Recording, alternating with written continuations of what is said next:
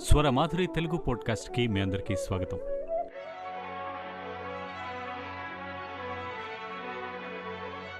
ప్రతి క్షణం అమూల్యమైంది. ఒక్కసారి భవిష్యత్తును ఊహించుకోండి. ఇంత కష్టపడి సంపాదించి ఆ ఆనందాన్ని పంచుకోవడానికి ఆత్మీయులు కరువైనప్పుడు వెనక్కి తిరిగి చూసుకుంటే మనకి మిగిలిన ప్రపంచానికి మధ్య పూడ్చుకోలేనంత అగాధం ఏర్పడి ఉంటుంది.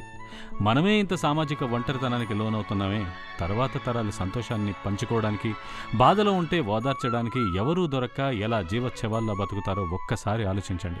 మనం గడించాలని తాపత్రయపడుతున్న కోట్ల రూపాయల్లో ఎవరికీ నయా పైసా అయినా సాయం చేయవలసిన అవసరం లేదు.